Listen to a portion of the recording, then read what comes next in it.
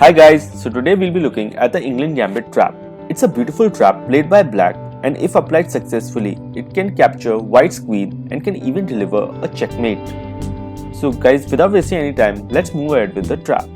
White moves his pawn to d4. We reply with an unusual move, pawn to e5.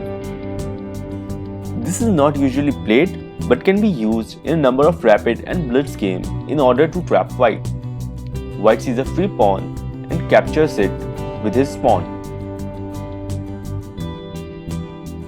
Now we've got the initiative and we start attacking this pawn by placing our knight on c6. White plays his knight to f3 in order to defend his pawn. We move ahead with our attack and place our queen on e7.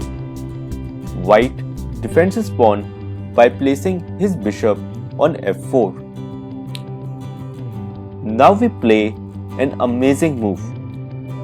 We put a queen on b4 and give check. Now white defends his king by bringing his bishop to d2. Now we play another brilliant move. We capture white's b2 pawn by a queen and threaten white's rook. In order to defend it, white usually brings his bishop to c3, where he's protecting his rook and attacking our queen at the same time. And guys, white is right in the middle of our trap. We bring our bishop to b4.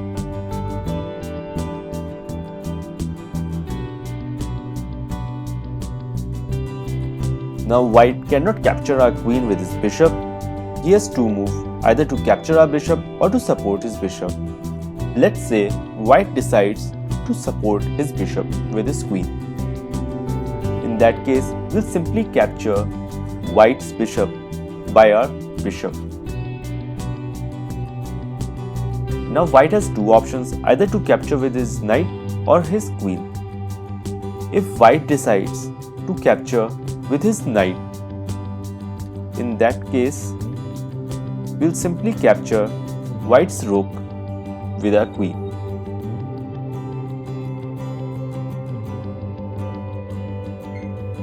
And when white decides to bring his knight in between, we'll capture white's e5 pawn with our knight. And when white captures our knight back with his knight, we'll capture white's knight by our queen. Now we're already a piece up and it will be a cakewalk for us from here on, but it's to win the game.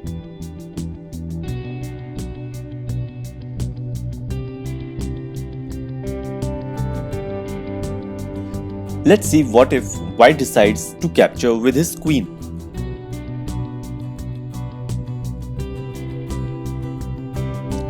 In this case, we'll simply put our queen on c1 and bid white goodbye with a sweet checkmate.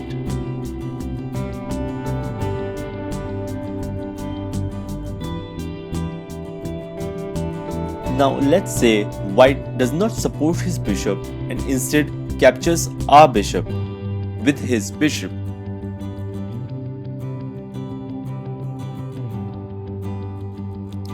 In this case, we'll capture white's bishop back by our knight.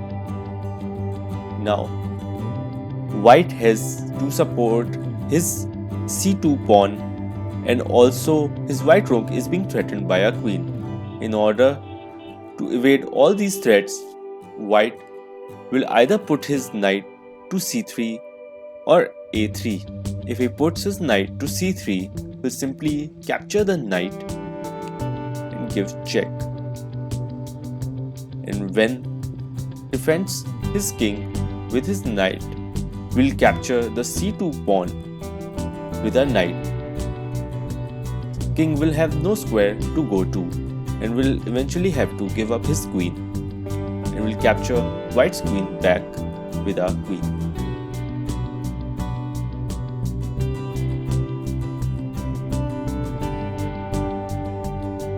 What if white brings his knight to a3 in order to support his c2 pawn. We'll simply capture white's knight with our queen, and now we're already a piece up and it's just a matter of time that we win the game. So guys, if you liked the video, please hit the like button, and for more such videos, subscribe to Chess Vida. Thank you.